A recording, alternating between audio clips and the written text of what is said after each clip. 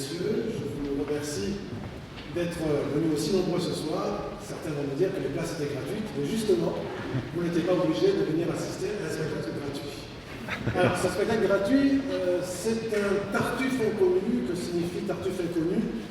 Eh bien, tout simplement que c'est une version reconstruite avec une forte probabilité d'exactitude, à 90%, de la pièce que Molière a créée dans un salon de Versailles en mai 1664. C'était une pièce en 3 actes qui a été interdite le lendemain. Pour quelle raison a-t-elle été interdite? Tout simplement, vous allez beaucoup mieux vous en rendre compte en voyant cette version-ci qu'en voyant la version en 5 actes que vous connaissez tous, parce que dans cette version-ci, on voit exactement ce que Molière a voulu faire, c'est-à-dire une satire de la dévotion et des dévots. Il faut dire que Louis XIV était excédé par les dévots comme les mondains et comme la plupart des gens qui assistaient au spectacle de Molière, c'est-à-dire la cour, les salons, la haute magistrature et le peuple, c'est-à-dire le peuple au XVIIe siècle qui assistait au théâtre, c'est-à-dire les riches marchands du quartier des Halles. Et cela a été excédé donc par l'austérité, le prosélytisme, l'envahissement des dévots qui cherchaient à réglementer toute la vie morale française. Et donc Louis XIV le Ier a encouragé évidemment Molière, lorsqu'il a présenté son projet, à faire cette pièce, cette satire de la dévotion.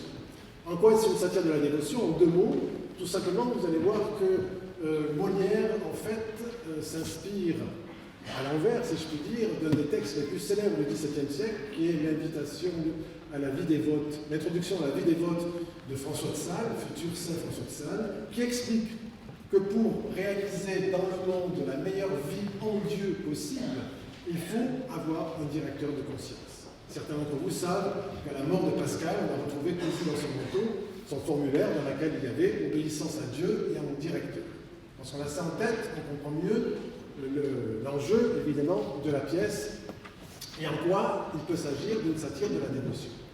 Alors, il se trouve que, comme c'était justement, c'est très mal tombé, parce que Louis XIV a applaudi la pièce le 12 mai 1664, à l'issue de grandes fêtes qui duraient depuis 4 jours, qui s'appelaient les plaisirs de l'île enchantée, mais le lendemain, son ancien précepteur, archevêque de Paris, Armand de Péréfixe, lui a remontré que lorsqu'on venait une semaine plus tôt de proclamer qu'il fallait obéir à Rome, à l'Église romaine et au roi, c'est-à-dire que tous les jansénistes devaient se soumettre, eh bien, il était malvenu de se présenter comme le héros de l'orthodoxie catholique et en même temps de laisser Molière représenter à Paris, devant le public, une satire de la dévotion. Et donc Louis XIV a défendu à Molière de représenter sa pièce. Il se trouve qu'à ce moment-là, Molière a réagi. De quelle manière? De 2 manières différentes. Premièrement, il a dit « Non, je n'ai pas fait une satire de la dévotion, mais j'ai fait une satire des faux dévots et de l'hypocrisie, en général. » Et il a entrepris de mettre sa pièce en accord avec cette nouvelle présentation, c'est-à-dire, il a commencé à rajouter un 4e acte, on le sait par un témoignage du fils de Condé, le duc de Rouillard, qui avait très hâte, 1 an et demi plus tard, de voir ce 4e acte. Et ce 4e acte, c'est le 5e de la version définitive, c'est-à-dire un Tartuffe qui se révèle finalement être non pas un vrai directeur de conscience, gros aigras, le teint frais et la bouche vermeille, mais en vérité un escroc, un imposteur qui se fait passer pour dévot, pour s'insinuer dans les familles, épouser les filles, coucher avec les femmes, etc. Et il se trouve qu'il était ainsi avec une pièce en 4 actes. Et 4 actes, ce n'était pas une pièce de théâtre normale, c'est soit 3, soit 5. Et donc, il a créé un acte de remplissage, qui est l'acte 2 de la version définitive que vous connaissez tous. Il a inventé 2 nouveaux personnages, une fille, Orgon a désormais une fille dans la version définitive, ce qu'il ne pouvait pas avoir parce qu'il n'aurait jamais songé à marier sa fille à un directeur de conscience qui a fait vœu de chasteté, tandis que désormais, comme c'est un homme qui se fait passer pour un dévot, on peut envisager de lui faire épouser sa fille. Et donc, on se retrouve avec 5 actes. Et ces 5 actes, c'est une version qu'il va faire représenter en 1667 sous le nom de l'imposteur. Louis XIV a donné son autorisation, mais il faisait le siège de Lille et il n'a pas pu empêcher le président du Parlement de Paris, des Vautois, au nom de l'ancienne interdiction, de réinterdire la pièce. Il a fallu 1 an et demi encore pour que Louis XIV, à la faveur de la réconciliation entre l'Église de Rome, le pouvoir, l'Église de France et les jansénistes. Le lendemain du jour où Louis XIV a reçu un bref du pape déclarant sa satisfaction de la soumission des évêques jansénistes, Louis XIV a autorisé Molière à représenter la pièce enfin, et c'est la pièce en 5 actes. Alors, comment est-on arrivé à retrouver la pièce en 3 actes? Eh bien, par un travail d'archéologie textuelle. Il se trouve que, comme Molière s'est inspiré d'histoires qu'on trouve dans des romans du Moyen-Âge, mais aussi dans des scénarios de comédia dell'arte, qui mettent en scène un homme pieux qui recueille chez lui un saint homme, lequel tombe amoureux de la femme de l'homme pieux et se déclare à elle, laquelle repousse élégamment le monsieur en lui disant « Vous êtes un saint homme, mortifiez-vous un petit peu et n'y revenez plus ». Et il se mortifie tant qu'il peut, mais il y revient parce que l'attrait de la dame est irrésistible.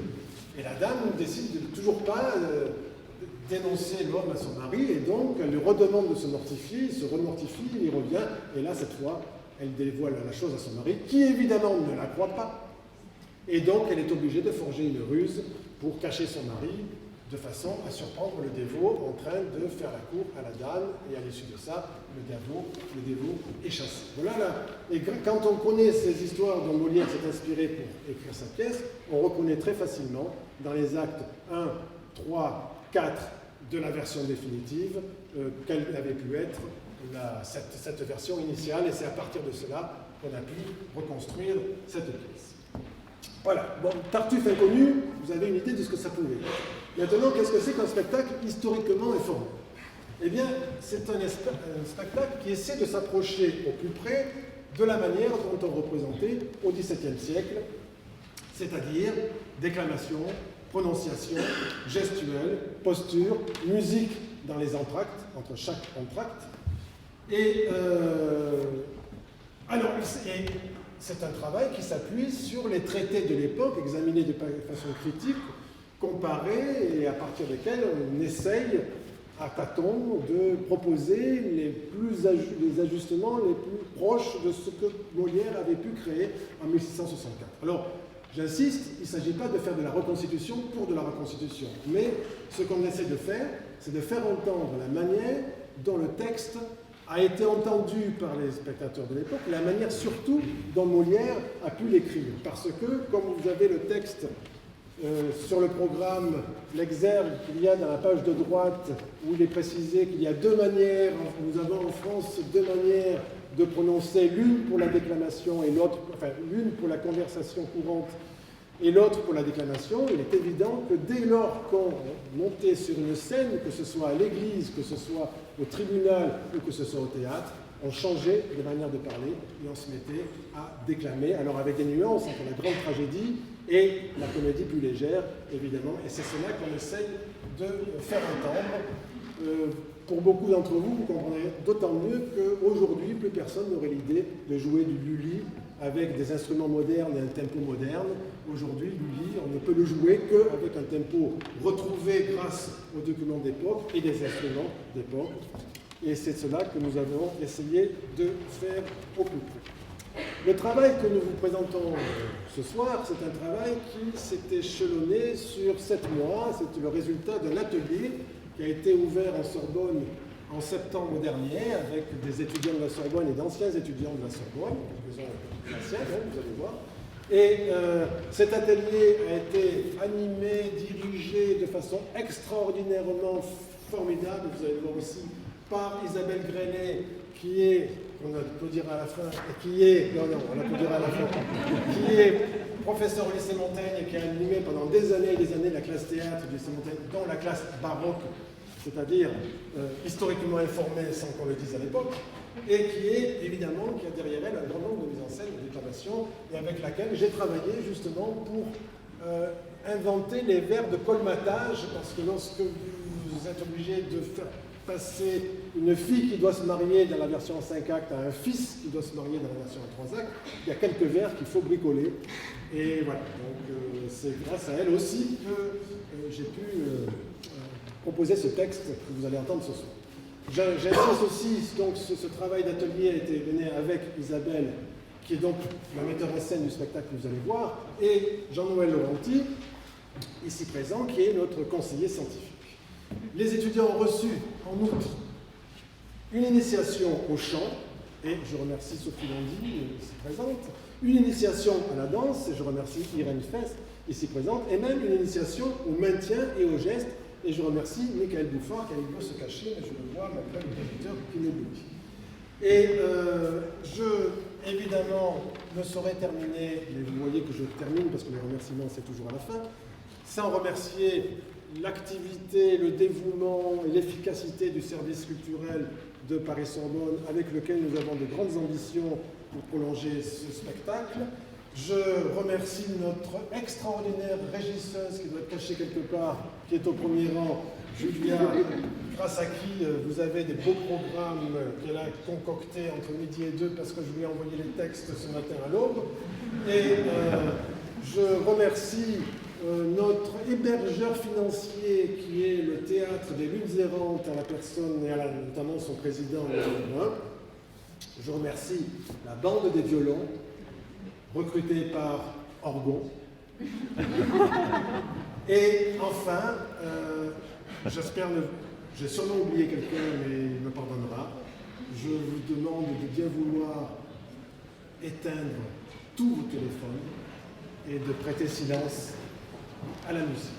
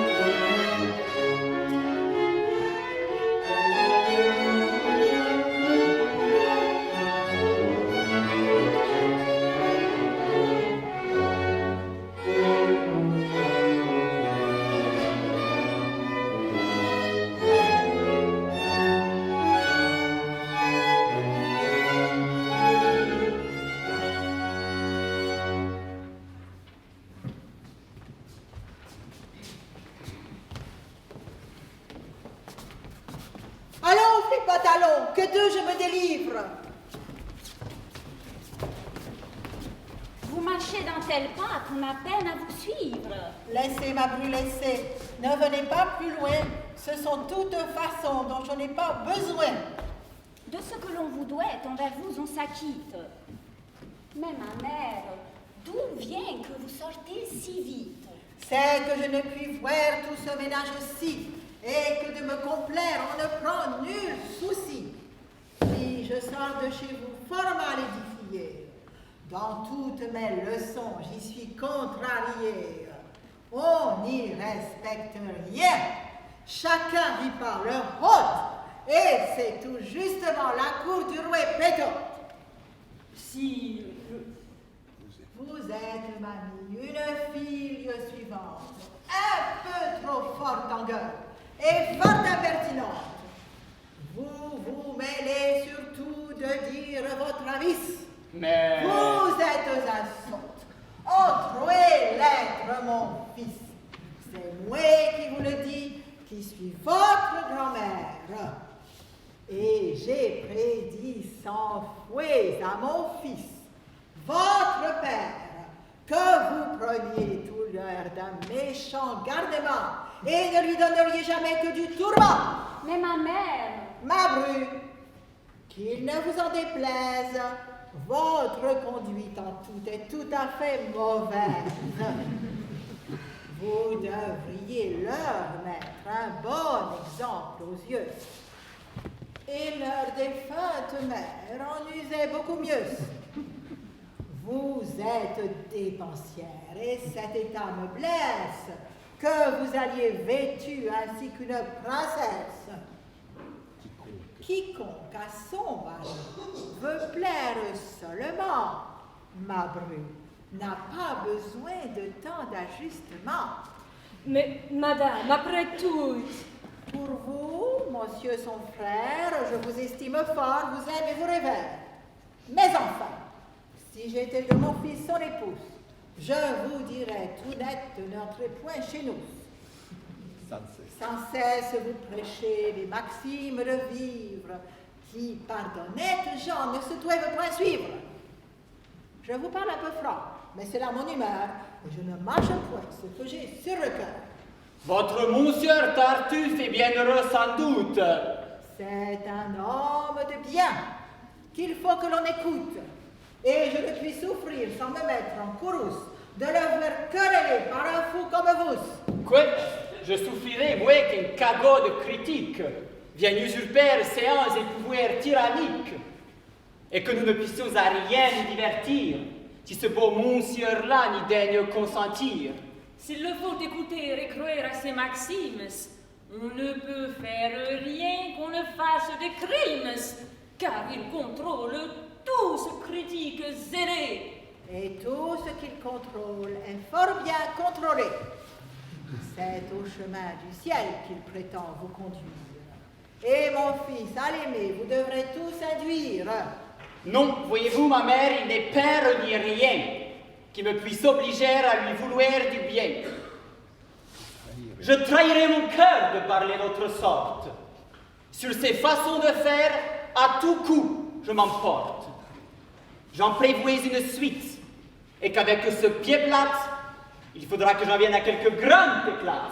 Certes, c'est une chose aussi qui scandalise de voir qu'un inconnu séance et patronise, qu'un gueux qui, quand il vint, n'avait pas de souliers et dont l'habit entier valait bien 6 deniers, en vienne jusque-là que de se méconnaître, de contrarier tout et de faire le maître. Oui, merci. Merci de ma fille. Il en irait bien mieux si tout se gouvernait par ses ordres pieux. Il passe pour un saint votre fantaisie. Tout son fait, croyez-moi, n'est rien qu'hypocrisie. Voyez la langue. À lui non plus qu'à son Laurent, je ne me fierai, moi, que sur un bon garant. J'ignore ce qu'au fond le serviteur peut être, mais pour homme de bien, je garantis le maître. Vous ne lui voulez mal et ne le rebutez qu'à cause qu'il vous dit à tous vos vérités. C'est contre le péché que son cœur se courrouce, et l'intérêt du ciel est tout ce qui le pousse. Oui, mais pourquoi, surtout depuis un certain temps, ne saurait-il souffrir qu'aucun honte séance? En quoi blesse le ciel une visite honnête pour en faire un vacarme à nous rompre la tête? Veut-on que là-dessus je m'explique entre nous? Je croyais que de madame il est, ma foi, jalouse. Taisez-vous et songez aux choses que vous dites. Ce n'est pas lui, tout seul, qui blâme ses visites. Tout ce tracas qui suit les gens que vous hantez, ces carences sans cesse à la porte plantées, et de tous ces laquais, le bruyant assemblage font un éclat fâcheux dans tout le voisinage. Je veux croire qu'au fond, il ne se passe rien. Mais enfin, on en parle, et cela n'est pas bien. Et voulez-vous, madame, empêcher qu'on ne cause? Ce serait dans la vie une fâcheuse chose si, pour les sots discours où l'on peut être miss, il fallait renoncer à ses meilleurs amis. Efforçons-nous de vivre avec toute innocence et laissons aux causeurs une pleine licence. Daphné, notre voisine, et son petit épouse, ne seraient-ils point ceux qui parlent le mal de nous? Ceux de qui la conduite offre le plus à rire sont toujours sur autrui les premiers à médire. Des actions d'autrui tempent de leurs couleurs, ils pensent dans le monde autoriser les leurs. Tous ces raisonnements ne font rien à l'affaire. On sait Corinthe même une vie exemplaire. Tous ses soins vont au ciel. Mais j'ai su, par des gens, qu'elle condamne fort le train qui vient séance. L'exemple est admirable, et cette dame est bonne. Il est vrai qu'elle vit en austère personne. Mais l'âge dans son âme a mis ce zèle ardent, et l'on sait qu'elle est prude à son corps défendant. Tant qu'elle a plus de cœur à tirer les hommages, elle a fort bien joui de tous ses avantages. Mais voyant de ses yeux tous les brillants messieurs, au monde qui la quitte, elle veut renoncer.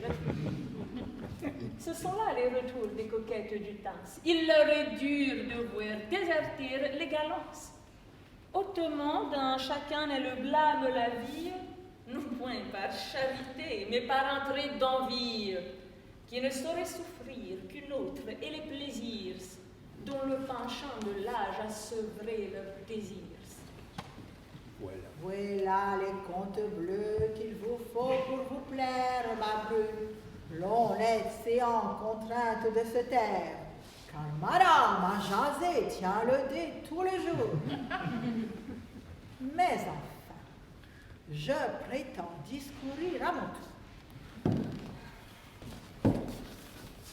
Je vous dis que mon fils n'a rien fait de plus sage que recueillir chez soi ce dévot personnage. Que le ciel, au besoin, la séance envoyée pour redresser à tous votre esprit fourvoyé, que pour votre salut, vous le devez comprendre, et qu'il ne reprend rien qui ne souhaite à reprendre.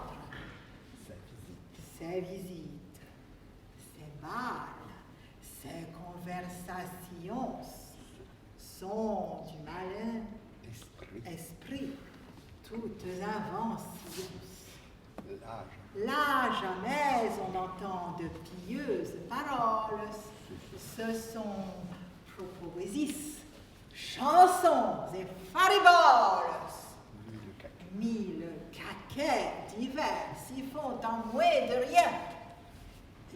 Et comme l'autre jour, un docteur dit fort bien, c'est véritablement la tour de Babylone, car chacun y babille, et tout du long de l'eau. Et pour conter l'histoire de ce point langageant, voilà-t-il pas monsieur qui lui donne déjà? Allez chercher vos fous qui vous donnent à rire. Et sans, laissez ma brûle, je n'en veux plus rien dire. Sachez que pour séance, j'en rabats de moitié et qu'il fera beau temps quand j'y mettrai le pied. Allons, vous rêvez et baillez aux corneilles. Jour de Dieu, je saurai vous frotter les oreilles. Marchons, Bob, marchons.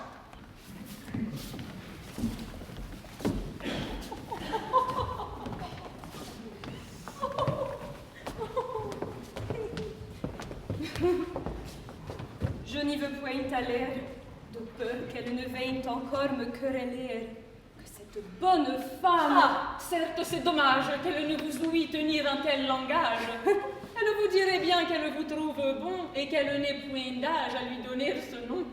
Comme elle le sait pour rien qu'entre nous c'est chauffé, et que de son tartuffe elle paraît coiffée.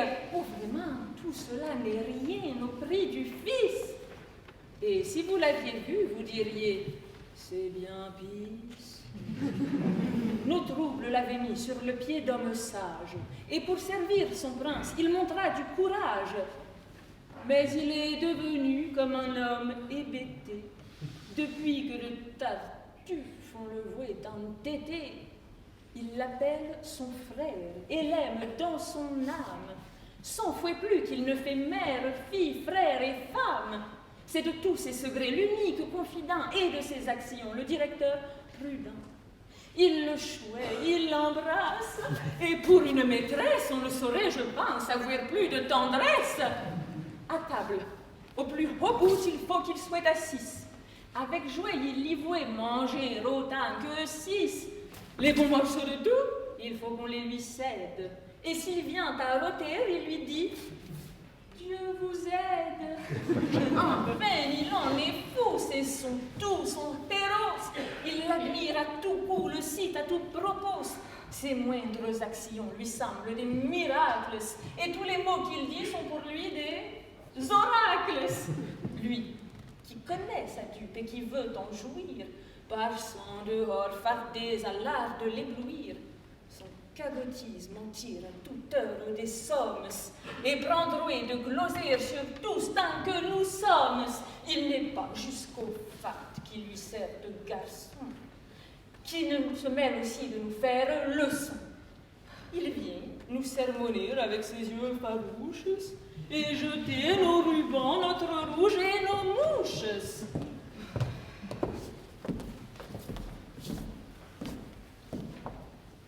Vous êtes bien heureux de n'être point venu au discours qu'à la porte elle nous a tenu.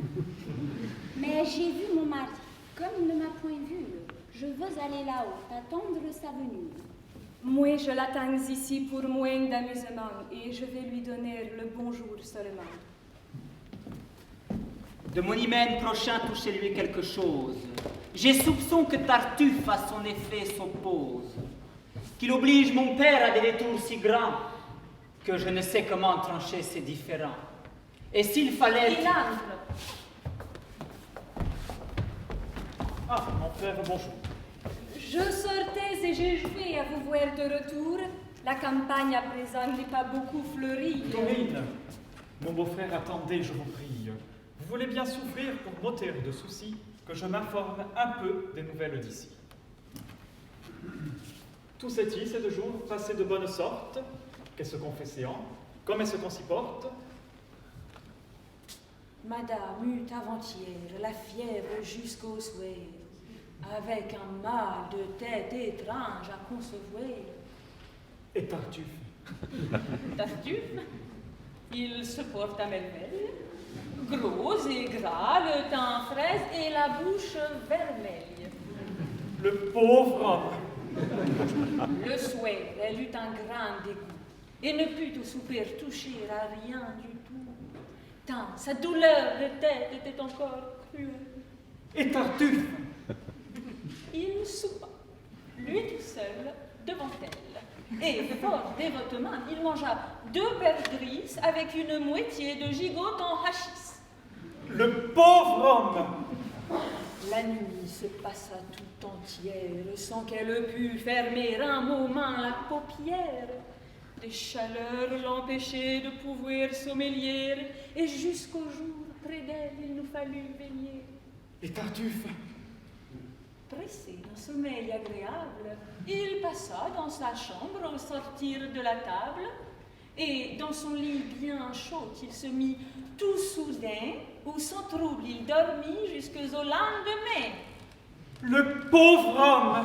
À la fin, par nos raisons gagnées, elle se résolut à souffrir la saignée, et le soulagement suivit tout aussitôt. Et Tartuffe? Il reprit courage comme il faut, et contre tous les maux fortifiant son âme, pour réparer le sein qu'avait perdu madame, but à son déjeuner 4 grands coups de vin. Le pauvre homme! Tous deux se portent bien, enfin, et je vais à madame annoncer par avance la part que vous prenez à sa convalescence.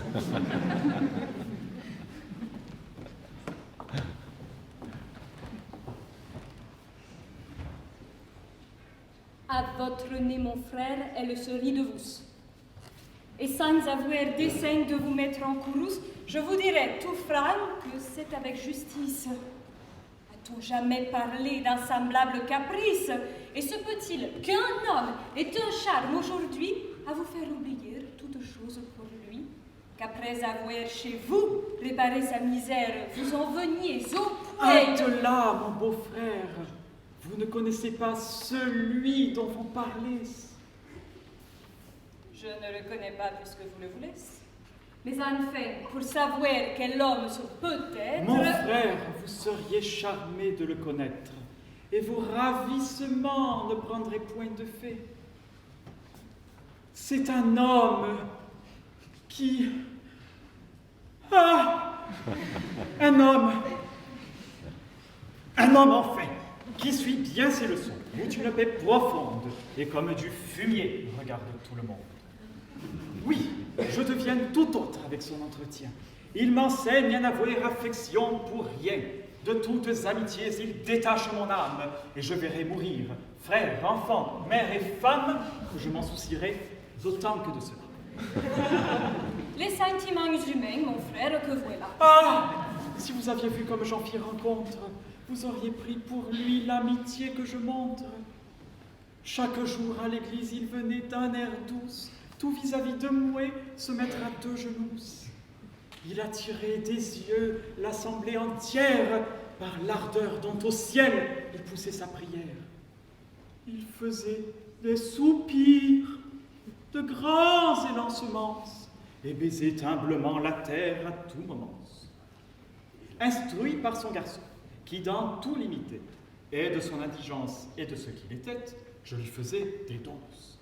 Mais avec modestie, il voulait toujours m'en rendre une partie. C'est trop, me disait-il, c'est trop de la moitié. Je ne mérite pas de vous faire pitié. Et lorsque je refusais de le vouloir reprendre, aux pauvres à mes yeux, il allait le répandre. Enfin, le ciel chez moi me le fit retirer, et depuis ce temps-là, tout semble y prospérer. Je vois qu'il reprend tout, et qu'à ma femme même, il prend pour mon honneur un intérêt extrême. Il m'avertit des gens qui lui font les yeux douces, et plus que moi 6 fois, il s'en montre jaloux. Mais vous ne croiriez point jusqu'où monte son zèle. Il s'impute à pécher la moindre bagatelle. Un rien presque suffit pour le scandaliser. Jusque-là qu'il se vint l'autre jour accuser d'avoir pris une puce en faisant sa prière et de l'avoir tuée avec trop de colère.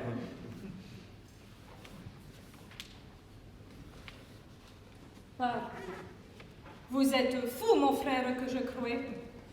Avec tous vos discours, vous moquez-vous de moi? Et que prétendez-vous que tout ce badinage... Mon frère, ce discours sent le libertinage. Vous en êtes un peu dans votre âme entichée, et comme je voulais plus de 10 fois prêcher, vous attirerez quelques méchantes affaires. Voilà de vos pareils le discours ordinaire. Ils veulent que chacun soit aveugle, comme eux. C'est être libertin que d'avoir de bons yeux, et qui n'adore pas de vaines simagrées, n'a ni respect ni fouet pour les choses sacrées. Et quoi? Vous ne ferez nulle distinction entre l'hypocrisie et la dévotion? Voulez-vous les traiter d'un semblable langage et rendre même honneur au masque qu'au visage?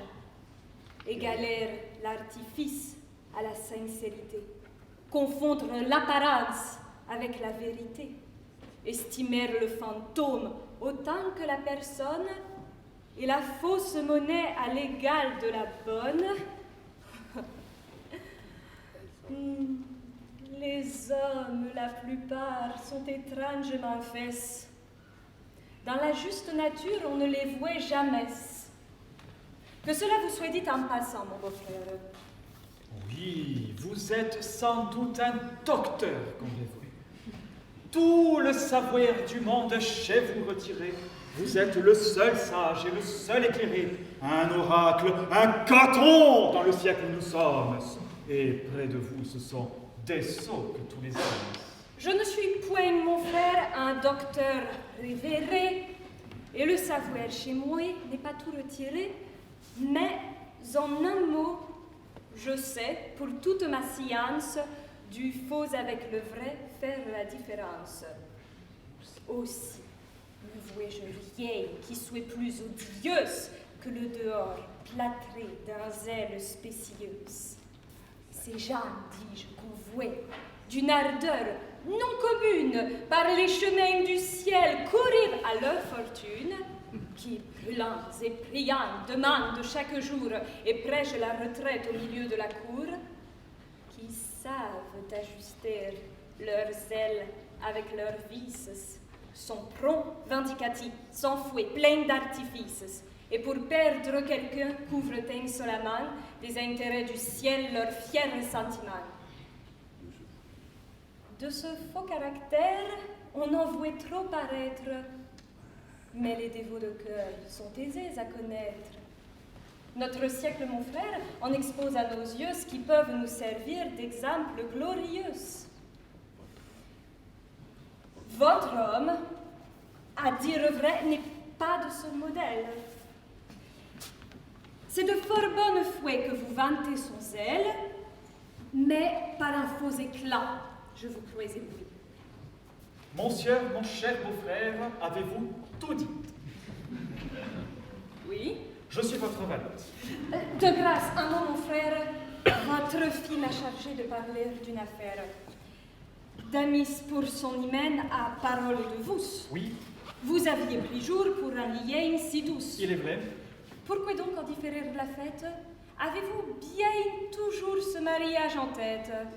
Peut-être. Vous voulez manquer à votre fouet? Je ne dis pas cela. Nul obstacle, je crois, ne vous peut empêcher d'accomplir vos promesses. Selon. Pour dire un mot, faut-il tant de finesse? Damis m'a demandé de vous interroger. Le ciel en soit loué. Mais que lui reporter? Tout ce qui vous plaira. Mais il est nécessaire de savoir vos desseins. Quels sont-ils donc? De faire ce que le ciel voudra. Mais parlons, tout de bon. Damis à votre fouet, l'attiendrez-vous ou non? Adieu. Pour son amour, je crains une disgrâce, et je dois l'avertir de tout ce qui se passe.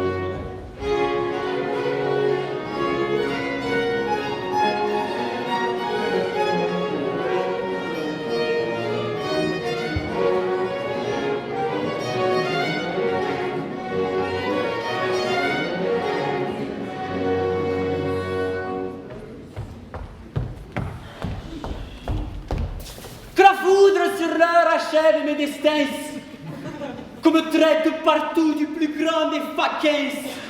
S'il n'est aucun respect ni pouvoir qui m'arrête, et si je ne fais pas quelques coups de ma tête, il faut que de ce fait j'arrête les complots, et qu'à l'oreille il y a un peu je lui dise 2 mots. Ah, Toulouse, envers lui, comme envers votre père, laissez agir les soins de votre belle-mère. Sur l'esprit de Tartuffe, elle a quelques crédits. Il sera complaisant à tout ce qu'elle dit, et pourrait bien avoir douceur de cœur pour elle. Plût à Dieu qu'il fût vrai, la chose serait belle. Enfin, votre intérêt l'oblige à le mentir. Sur vos liens rompus, elle veut le sonder, savoir son sentiment et lui faire connaître quel fâcheux démêlés il pourra faire naître s'il persiste au dessein de nuire à votre espoir. Son valet dit qu'il prie, et je n'ai pu le voir. Mais ce valet m'a dit qu'il s'en allait descendre. Sortez donc, je vous prie, et me laissez l'attendre. Je puis être présente à tout cet entretien. Vous vous moquez, on sait vos transports ordinaires, et c'est le vrai moyen de gâter les affaires. Je ne lui dirai rien. Vous moquez. Il faut qu'il soit seul. Non, je veux voir sans me mettre en courrouce. Vous êtes fâcheuse. Il vient, retirez-vous.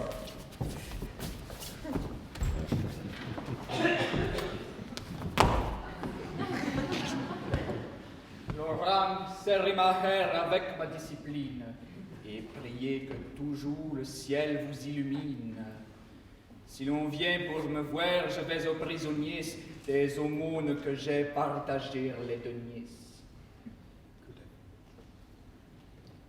Que d'affectation et de fanterie.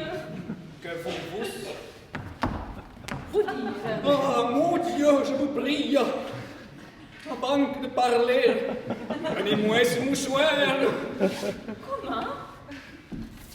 Couvrez ce sein que je ne saurais voir. De pareils objets, les âmes sont blessées. Et cela fait venir de coupables pensées. Vous êtes donc bien tendre à la tentation. Et la chair sur vos sens fait grande impression. Certes, je ne sais pas quelle chaleur vous monte, mais à convoiter, moi, je ne suis point si prompte. Et je vous verrai nu, du haut jusqu'en basse, que toute votre peau ne me tenterait pas. Mais dites dans vos discours, j'ai un peu de modestie.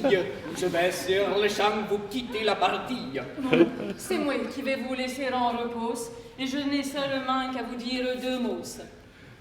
Madame va venir dans cette salle basse, et d'un mot d'entretien vous demande la grâce. Hélas, très volontiers. Comme il se radoucit. Ma foi, je suis toujours pour ce que j'en ai dit. Viendra-t-elle bientôt? Je l'entends, ce me semble. Oui, c'est elle en personne et je vous laisse ensemble.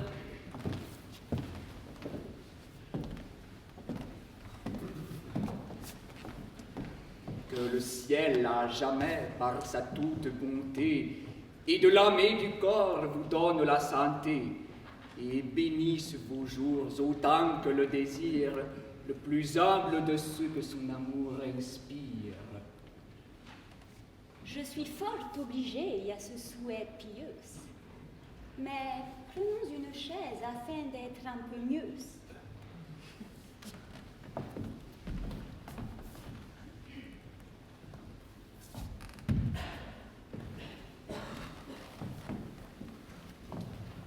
Comment de votre mal vous sentez-vous remise? Fort bien, et cette fièvre a bientôt quitté prise.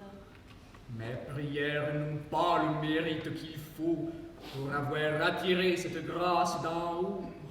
Mais je n'ai fait au ciel nulle dévote instance qui n'ait eu pour objet votre convalescence. Votre zèle pour moi s'est trop inquiété. On ne peut trop chérir votre chère santé, et pour la rétablir, j'aurais donné la mienne. C'est poussé bien avant la charité chrétienne, et je vous dois beaucoup pour toutes ces bontés. je fais bien moins pour vous que vous ne méritez. J'ai voulu vous parler en secret d'une affaire, et suis bien aise ici, qu'aucun ne nous éclaire. J'en suis ravi de même, et sans doute il m'est douce, madame, de me voir seule à seule avec vous. C'est une occasion qu'au ciel j'ai demandé, sans que jusqu'à cette heure il me l'ait accordé. Pour moi, ce que je veux, c'est un mot d'entretien, où tout votre cœur s'ouvre et ne me cache rien. Et je ne veux aussi, pour grâce singulière, que montrer à vos yeux mon âme tout entière, et vous faire serment que les bruits que j'ai faits, des visites qu'ici reçoivent vos adresses, ne sont pas envers vous l'effet d'aucune haine, mais plutôt d'un transport de zèle qui m'entraîne, et d'un pur mouvement. Je le prends bien aussi, et croyez que mon salut vous donne ce souci. Oui, madame, sans doute, ma ferveur est telle. Oh, vous me serrez trop. C'est par excès de zèle. Pour vous faire aucun mal, je n'eus jamais dessein. Mais j'aurais bien plutôt.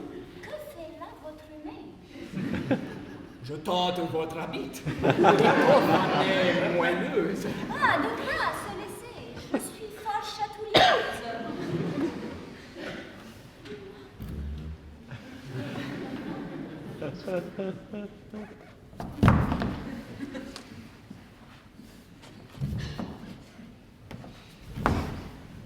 Mon Dieu, que de ce point l'ouvrage est merveilleux. On travaille aujourd'hui d'un air miraculeux. Jamais en toute chose n'a pu si bien faire. Il est vrai, mais parlons un peu de notre affaire. On tient que mon mari, pour suivre votre loi, veut contraindre son fils et dégager sa fouet. Il m'en a dit 2 mots. Mais, madame, à vrai dire, le salut de Damis n'est pas ce qui m'inspire. Et je vois autre part les merveilleuses adresses que la félicité qui fait tous mes souhaits. C'est que vous n'aimez rien des choses de la terre. Mon signe n'enferme pas un cœur qui soit de pierre. Pour moi, je croyais qu'au ciel tendent tous vos soupirs, et que rien ici-bas n'arrête vos désirs. L'amour qui nous attache aux beautés éternelles n'étouffe pas en nous l'amour des temporels. Nos sens facilement peuvent être charmés des ouvrages parfaits que le ciel a formés. Ces attraits réfléchis brillent dans vos pareils, mais il étale en vous ses plus rares merveilles. Il a sur votre face épanché des beautés dont les yeux sont surpris et les cœurs transportés. Et je n'ai pu vous voir, parfaite créature, sans admirer en vous l'auteur de la nature, et d'une ardente amour sentir mon cœur atteint au plus beau des portraits où lui-même il s'éteint. D'abord, j'appréhendais que cette ardeur secrète ne fût du noir esprit une surprise adrette, et même à fuir vos yeux, mon cœur se résolut, craignant un obstacle à faire mon salut. Mais enfin je connus, ô beauté tout aimable, que cette passion peut n'être point coupable, que je puis l'ajuster avec la pudeur, et c'est ce qui m'y fait abandonner mon cœur. Ce mais, je le confesse, une audace bien grande, que d'oser de ce cœur vous adresser l'offrande. Mais j'attends à mes voeux tout de votre bonté, et rien des vains efforts de mon infirmité. En vous est mon espoir, mon bien, ma quiétude. De vous dépend ma peine, ma béatitude. Et je vais être enfin par votre seul arrêt. Heureux, si vous voulez, malheureux, s'il vous plaît. La déclaration n'est tout à fait galante, mais elle est, à vrai dire, un peu bien surprenante. Vous deviez, ce me semble, armer mieux votre sein et raisonner un peu sur un pareil dessein. Un dévot comme vous, et que partout tout homme... Ah, pour être dévot, je n'en suis pas moins homme. Et lorsqu'on vient à voir vos célestes appaces, un cœur se laisse prendre et ne raisonne pas. Je sais qu'un tel discours de moi paraît étrange, mais madame, après tout, je ne suis pas un ange. Et si vous condamnez l'aveu que je vous fais, vous devez vous en prendre à vos charmants adresses. Dès que j'en vis briller à splendeur plus qu'humaine, de mon intérieur vous fûtes souveraine. De vos regards divins, l'ineffable douceur força la résistance où s'ostinait mon cœur. Elle surmonta tout, jeûne, prière, larmes, et tourna tous mes vœux du côté de vos charmes. Mes yeux et mes soupirs vous l'ont dit 1000 fois. Et c'est pourquoi ici j'emploierai la voix.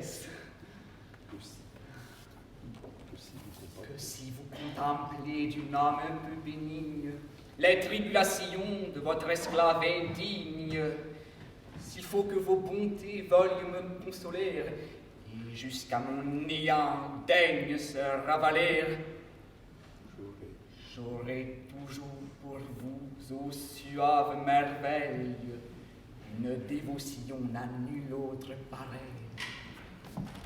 Votre honneur avec moi ne court point de hasard, et n'a nulle disgrâce à craindre de ma part. Tous ces galants de cour, dont les femmes sont folles, sont bruyants dans leurs faits et vains dans leurs paroles. Mais les gens comme nous brûlent d'un feu discret, avec qui, pour toujours, on est sûr du secret. Le soin que nous prenons de notre renommée répond de toutes choses à la personne aimée. Et c'est en nous qu'on trouve, acceptant notre cœur, de l'amour sans scandale et du plaisir sans peur. Je vous écoute dire, et votre rhétorique, en termes assez forts, à mon âme s'explique. N'appréhendez-vous point que je ne sois d'humeur à dire à mon mari cette galante ardeur, et que le prompt avis d'un amour de la sorte ne put bien altérer l'amitié qu'il vous porte. Je sais que vous avez trop de bénignité et que vous ferez grâce à ma témérité, que vous m'excuserez sur l'humaine faiblesse des violents transports d'un amour qui vous blesse, et considérerez en regardant votre air que l'on n'est pas aveugle et qu'un homme est de chair. D'autres prendraient cela d'autres façons peut-être. Mais ma discrétion se veut faire paraître. Je ne redirai point l'affaire à mon épouse. Mais je veux en revanche une chose de vous. Et... Non, madame, non! Ceci peut se répandre. J'étais en cet endroit d'où j'ai pu tout entendre. Et la bonté du ciel m'y semble avoir conduite pour confondre l'orgueil d'un traître qui me nuit, pour m'ouvrir une voie à prendre la vengeance de son hypocrisie et de son insolence, à détromper mon père et lui mettre en plein jour l'âme d'un scélérat qui vous parle d'amour. Non, Thamis, il suffit qu'il se rende plus sage et tâche à mériter la grâce où je m'engage. Puisque je l'ai promis, ne m'en dédite pas. Ce n'est point mon humeur de faire des éclats. Une femme se rit de sottises pareilles, et jamais d'un mari n'en trouble les oreilles.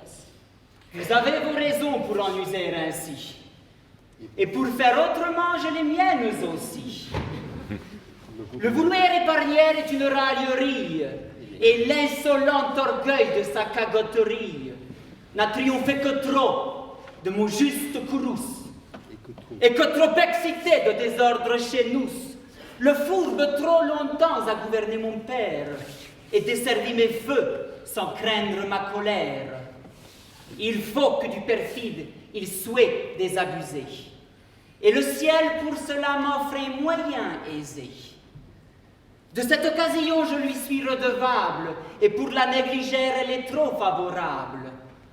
Ce serait méritaire qu'il me la vînt ravir, que de la vouer en main et ne pas m'en servir.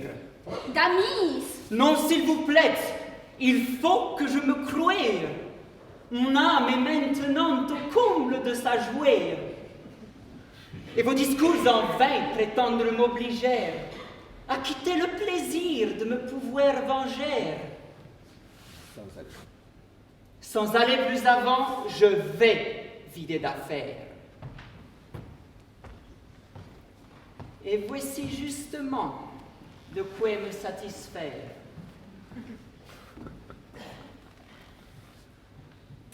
Nous allons régaler mon père votre abord d'un incident tout frais qui vous surprendra fort. Vous êtes bien payé de toutes vos caresses, et monsieur à bon prix reconnaît vos tendresses.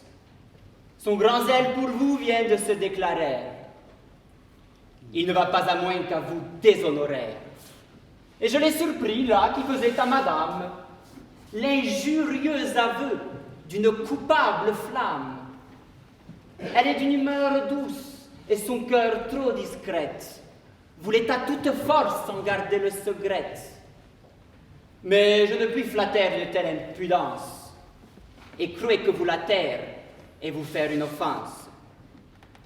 Oui, je tiens que jamais de tous ces vains propos on ne doit d'un mari traverser le repos. Que ce n'est point de là que l'honneur peut dépendre, et qu'il suffit pour nous de savoir nous défendre. Ce sont mes sentiments, et vous n'auriez rien dit, Damis, si j'avais eu sur vous quelque crédit.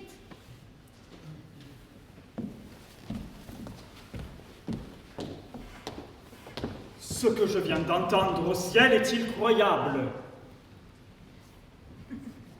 Oui, mon frère, je suis un méchant, un coupable, un malheureux pécheur tout plein d'iniquité, le plus grand scélérat qui jamais ait été.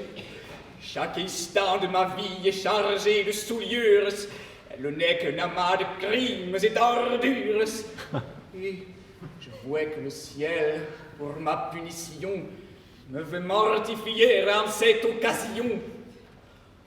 De quelque grand parfait qu'on me puisse reprendre, je n'ai garde d'avoir l'orgueil de m'en défendre. Croyez ce qu'on vous dit, armez votre courrouce, et comme un criminel, chassez-moi de chez vous. Je ne saurais avoir tant de honte en partage, que je n'en ai encore mérité davantage. Ah, traître! Oses-tu bien par cette fausseté vouloir de sa vertu ternir la pureté? Quoi? La feinte douceur de cet homme hypocrite vous fera démentir. Tais-toi, peste maudite! Ah, laissez-le parler, vous l'accusez à tort, il vous ferait bien mieux de croire à son rapport. Pourquoi sur un tel fait m'être si favorable? Savez-vous après tout de quoi je suis capable? Vous fiez-vous, mon frère, à mon extérieur, et pour tout ce qu'on voit me croyez-vous meilleur? Non, non, vous vous laissez tromper à l'apparence, et je ne suis rien moins, hélas, que ce qu'on pense. Tout le monde me prend pour un homme de bien, mais la vérité pure est que je ne vaux rien. Oui, mon cher fils, parlez, traitez-moi de perfide, d'infâme, de perdu, de voleur, d'homicide. Accablez-moi de noms encore plus détestés. je n'y contredis point.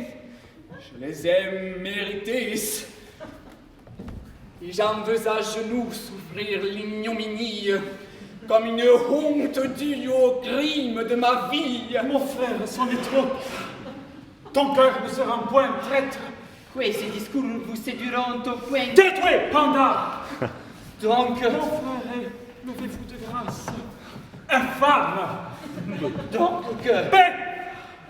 J'enrage, quoi? Si tu dis un seul mot, je te romprai les bras. Mon frère, au nom de Dieu, ne vous emportez pas.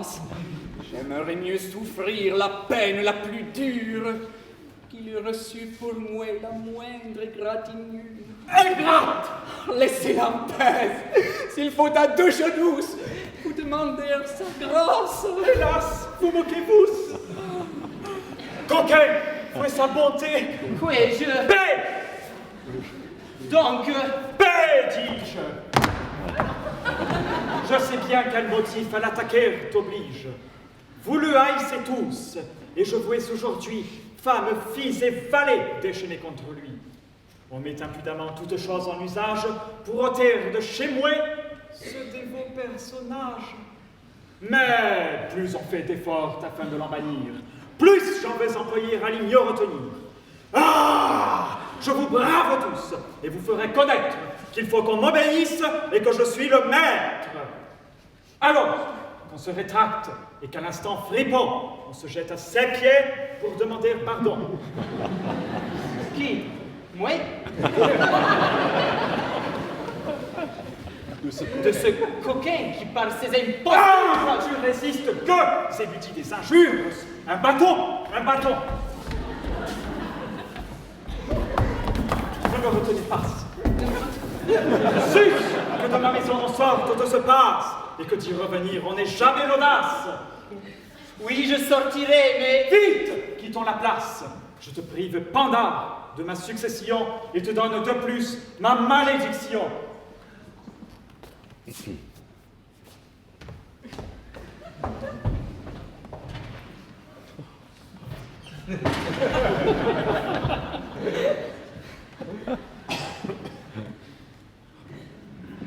Offenser de la sorte une sainte personne. Ô ciel, pardonne-lui la douleur qu'il me donne. Si vous pouviez savoir avec quel déplaisir je vois qu'envers mon frère on tâche à me noircir. Hélas! Le seul pensier de cette ingratitude fait souffrir à mon âme supplice si rude. L'horreur que j'en conçois, j'ai le cœur si serré que je ne puis parler. Je crois que j'en mourrai. Coquin! Je me repens que ma main te fait grâce. Il n'était pas d'abord assommé sur la place. Remettez-vous, mon frère, et ne vous fâchez pas. Rompons le cours de ces fâcheux débats. Comment? Je regarde essayant quel grand trouble j'apporte. Il croit qu'il ait besoin, mon frère. J'en sorte. Comment? Vous moquez-vous? On m'y aide, et je vois. On cherche à vous donner des soupçons de ma foi. Qu'importe. Voyez-vous que mon cœur les écoute. On ne manquera pas de poursuivre sans doute. Et ces mêmes rapports qu'ici vous rejetez, peut-être une autre fois seront-ils écoutés. Non, mon frère, jamais. Ah, mon frère, une femme, aisément d'un mari peut bien surprendre l'âme. Non, non. Laissez-moi vite en m'éloignant d'ici. Leur honte est au sujet de m'attaquer ainsi. Non, vous demeurerez il y va de ma vie. Eh bien, il faudra donc que je me mortifie. Pourtant, si vous vouliez... Ah! Soit, n'en parlons plus. Mais je sais comme il faut en user là-dessus. L'honneur est délicat et l'amitié m'engage à prévenir les bruits et les sujets d'ombrage. Je fuirai votre épouse et vous ne me verrez... Non! En dépit de tous, vous la fréquenterez. Faire enrager le monde est ma plus grande jouée, et je veux qu'à toute heure avec elle on vous voie. Ce n'est pas tout encore. Pour les mieux braver tous, je ne veux point avoir d'autre héritier que vous. Et je vais de ce pas en fort bonne manière vous faire de mon bien donation entière. Un bon et franc ami que pour frère je pense, mais bien plus cher que fils, que femme et que parents. N'accepteriez-vous pas ce que je vous propose? La volonté du ciel soit faite en toutes choses. Le pauvre homme! Allons vite entrer sur un écrite, et que puisse l'envie en crever de dépit.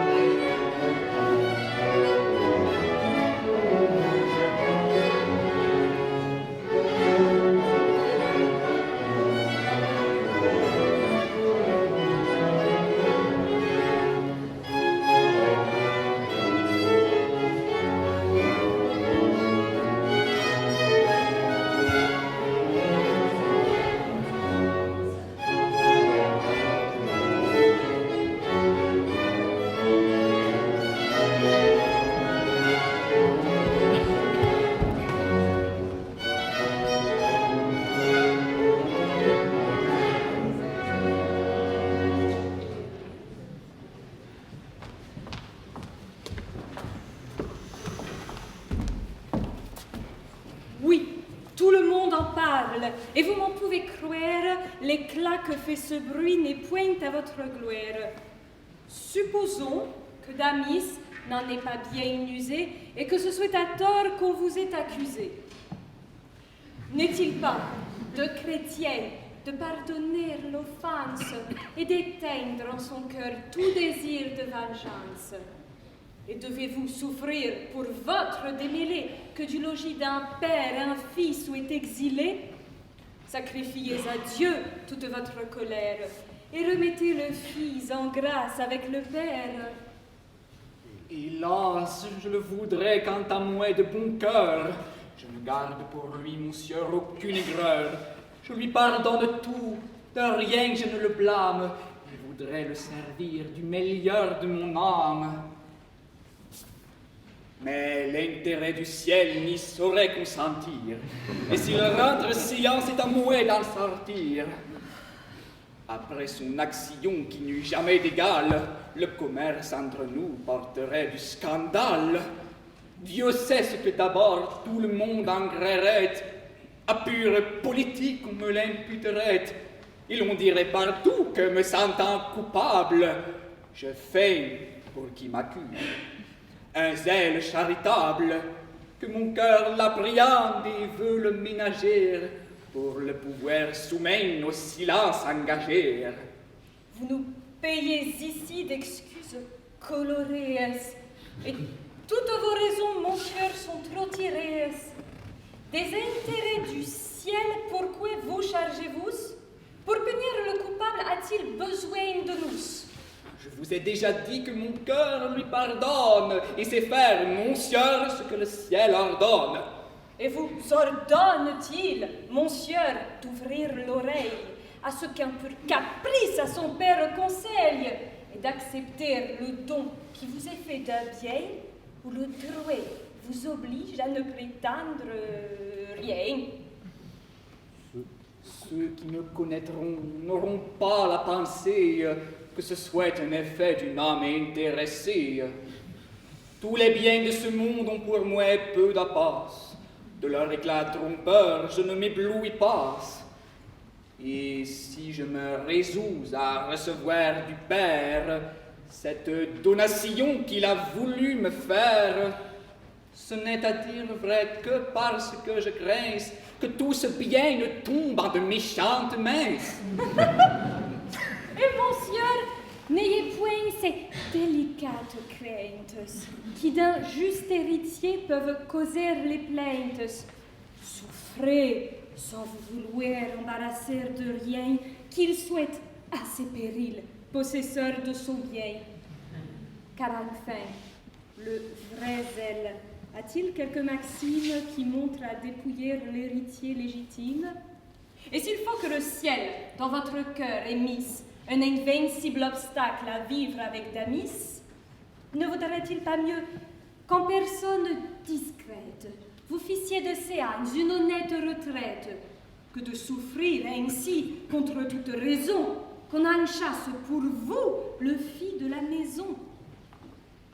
Croyez-moi, c'est donner de votre prud'homie, monsieur. Il est, monsieur, 13h30. Certains devoirs Dieu me demandent là-haut, et vous m'excuserez de vous quitter si tôt. Ah!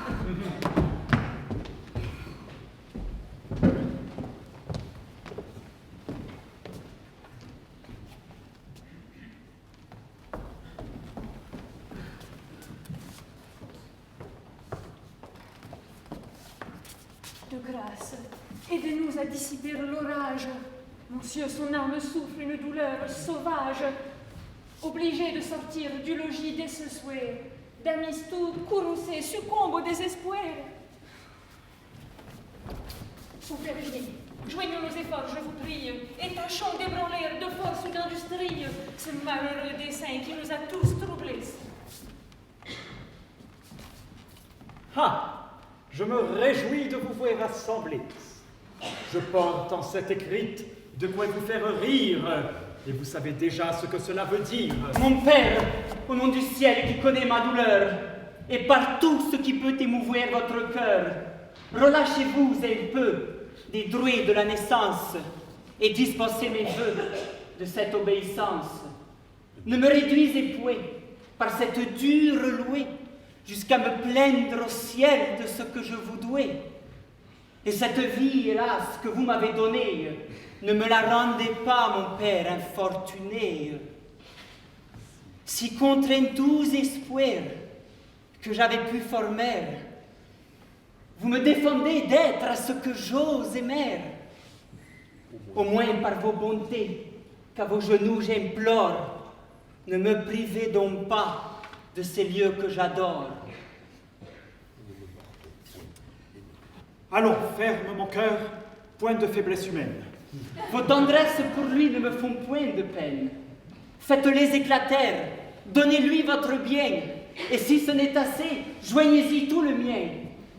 J'y consens de mon cœur et je vous l'abandonne, mais de grâce, laissez... Debout, je vous l'ordonne.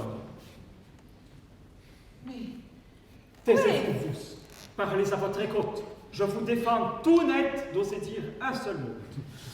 Si par quelque conseil vous souffrez qu'on réponde... Mon frère, vos conseils sont les meilleurs du monde. Ils sont bien raisonnés, et j'en fais un grand cas. Mais vous trouverez bon que je n'en use pas. Avoir ce que je vois, je ne sais plus que dire. Et votre aveuglement fait que je vous admire.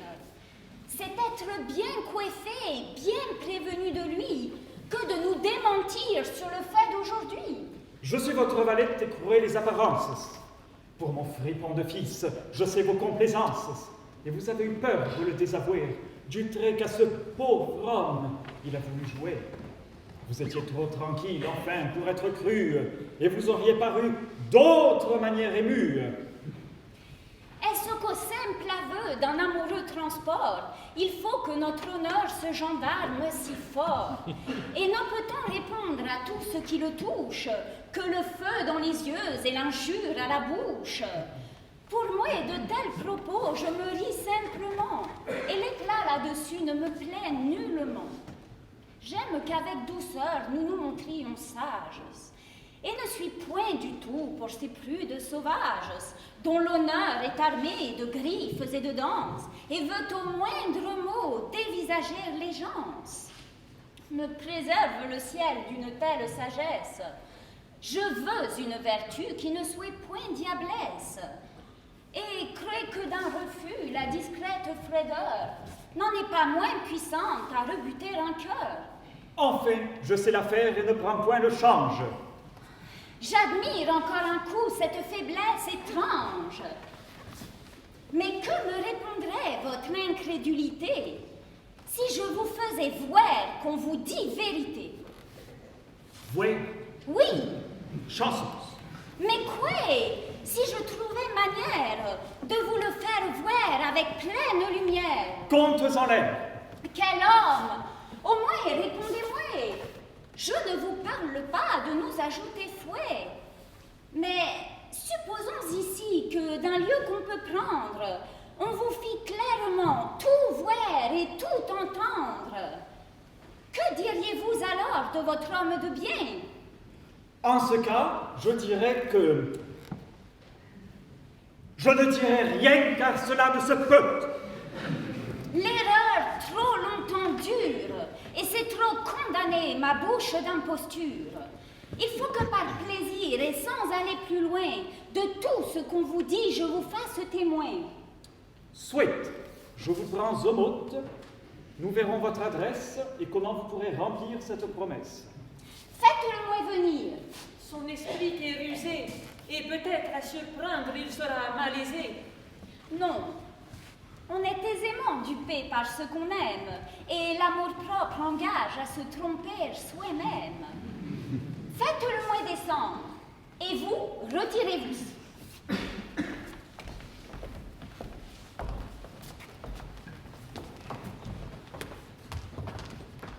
Approchons cette table.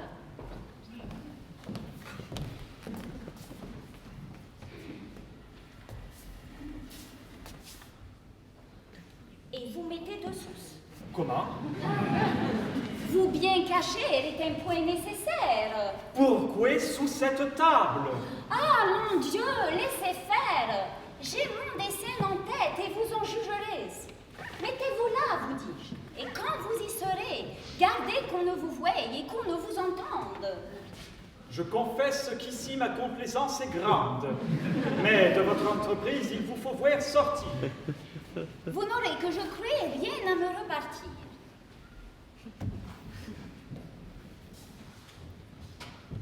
Au moins, je vais toucher une étrange matière. Ne vous scandalisez en aucune manière.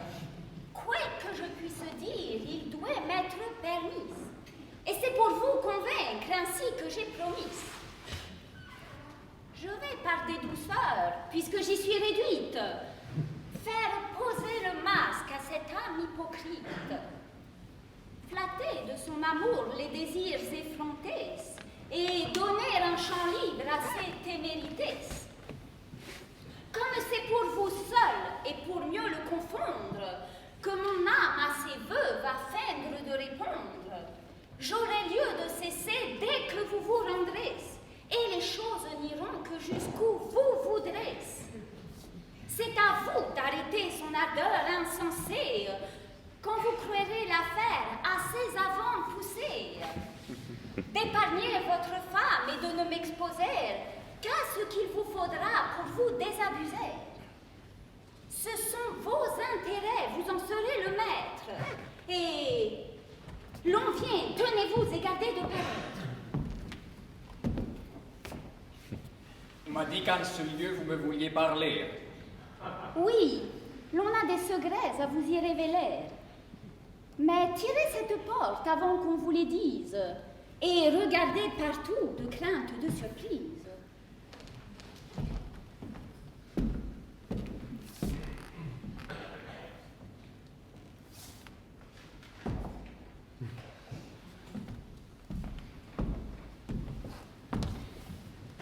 Une affaire pareille à celle de tantôt n'est pas assurément ici ce qu'il nous faut. Jamais il ne s'est vu de surprise de même. Damis m'a fait pour vous une frayeur extrême. Et vous avez bien vu que j'ai fait mes efforts pour rompre son dessein et calmer ses transports. Mon trouble, il est bien vrai, m'a si fort possédé que de le démentir, je n'ai point eu l'idée. Mais par là, grâce au ciel, tout a bien mieux été, et les choses en sont dans plus de sûreté. L'estime où l'on vous tient a dissipé l'orage, et mon mari de vous ne peut prendre d'ombrage. Pour mieux braver l'éclat des mauvais jugements, il veut que nous soyons ensemble à tout moment. Et c'est par où je puis, sans peur d'être blâmée, me trouver ici seule avec vous enfermée. Et ce qui m'autorise à vous ouvrir un cœur, un peu trop prompt peut-être à souffrir votre ardeur. Ce langage à comprendre est assez difficile, madame, et vous parliez tantôt d'un autre style. Ah, si d'un tel refus vous êtes encourue, que le cœur d'une femme est mal connu de vous, et que vous savez peu ce qu'il veut faire entendre, lorsque si faiblement on le voit se défendre. Toujours notre pudeur combat dans ces moments ce qu'on peut nous donner de tendres sentiments. Quelque raison qu'on trouve à l'amour qui nous dompte, on trouve à l'avouer toujours un peu de honte. On s'en défend d'abord, mais de l'air qu'on s'y prend, on fait connaître assez que notre cœur se rend. Qu'à nos vœux, par honneur, notre bouche s'oppose, et que de tels refus promettent toutes choses. C'est vous faire sans doute un assez libre aveu, et sur notre pudeur me ménager bien peu. Mais puisque la parole enfin n'en est lâchée, à retenir Damis me serais-je attachée? Aurais-je, je vous prie, avec tant de douceur, écouté tout au long l'offre de votre cœur? C'est sans doute, madame, une douceur extrême que d'entendre ces mots d'une bouche qu'on aime. Leur miel, dans tous mes sens, fait couler à longue tresse une suavité qu'on ne goûta jamais. Le bonheur de vous plaire est ma suprême étude, et mon cœur de vos vœux fait sa béatitude. Mais ce cœur vous demande d'ici la liberté d'oser douter un peu de sa félicité. Je puis écrire ces mots, une visite honnête, pour m'obliger à faire une honnête retraite. Et s'il faut librement m'expliquer avec vous, je ne me fierai point à des propos si douces. Qu'un peu de vos faveurs, après quoi je soupire, ne viennent m'assurer tout ce qu'ils m'ont pu dire, et planter dans mon âme une constante fouet des charmantes bontés que vous avez pour moi.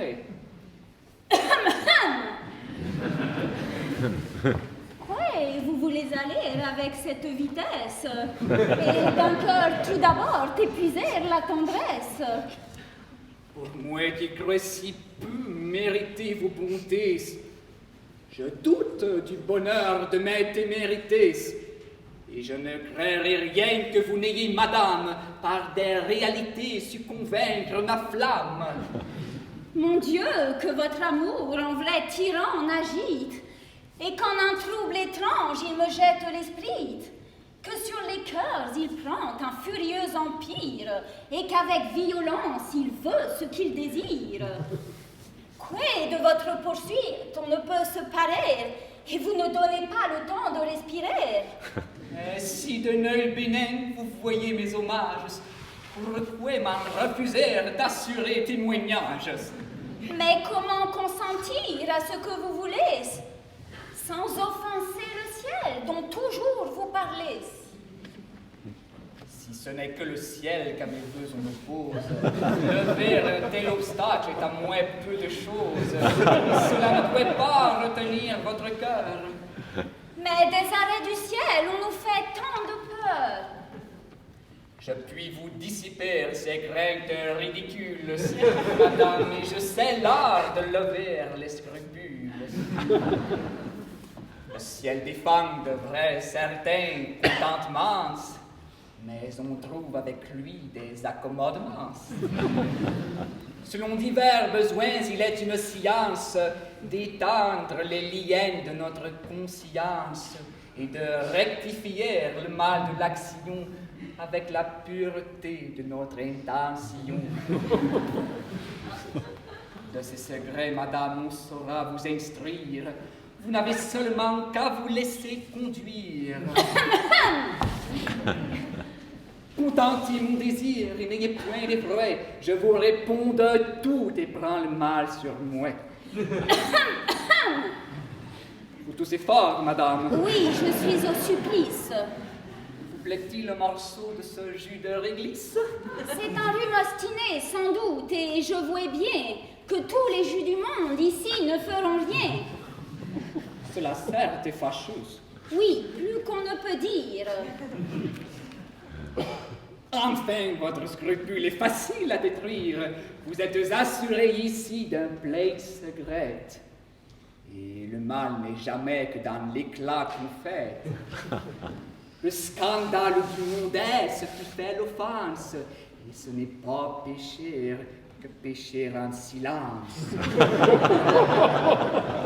Enfin, je vois qu'il faut se résoudre à céder, qu'il faut que je consente à vous tout accorder, et qu'à moins de cela, je ne dois point prétendre qu'on puisse être contente et qu'on veuille se rendre.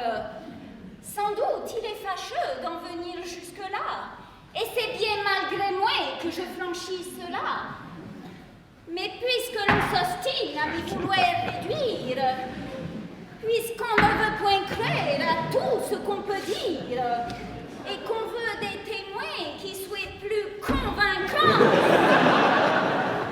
il faut bien s'y résoudre et contenter les gens. Si ce consentement porte en soi quelque offense, tant pis pour qui me force à cette violence. La faute, assurément, n'en doit pas être à moi.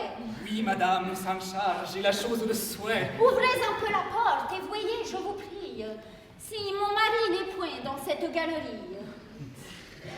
Qu'a-t-il besoin pour lui du soin que vous prenez? C'est un homme entre nous à mener par le nez.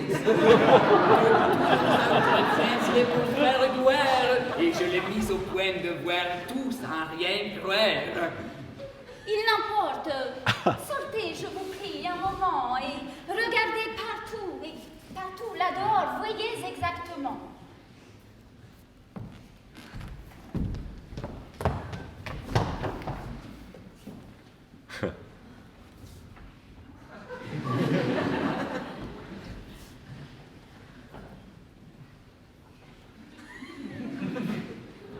Voilà, je vous l'avoue, un abominable homme.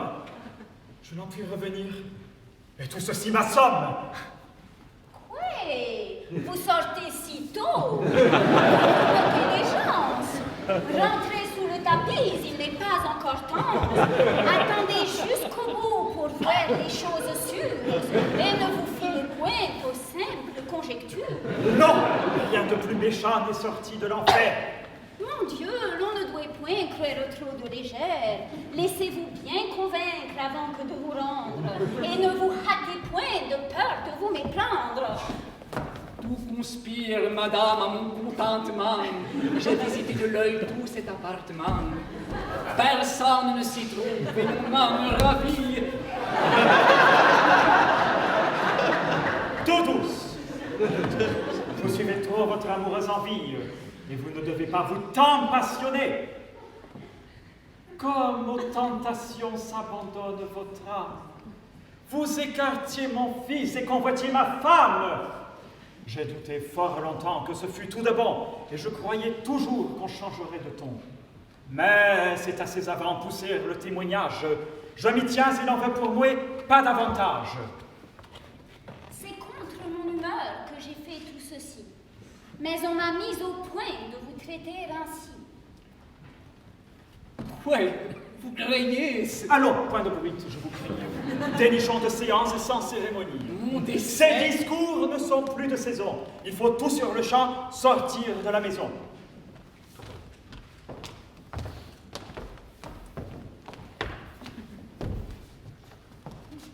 Eh bien, vous le voyez, vous frôlez la disgrâce. Il n'est point de bienfait quand son âme il n'efface, et son trop lâche orgueil, trop digne de courrouce, faisait de vos bontés des armes contre vous. Oui, mon fils, et j'en sens des douleurs non pareilles. Laissez-moi, je lui veux couper les deux oreilles. Contre son insolence, on ne doit point gauchir, et c'est à moi, tout d'un coup, de vous en affranchir. Et pour sortir d'affaire, il faut que je la somme. Voilà tout justement parler en vrai jeune homme. Modérez, s'il vous plaît, ces transports éclatants. Nous vivons sous un règne et sommes dans un temps où par la violence, on règle mal ses affaires. Qu'est-ce?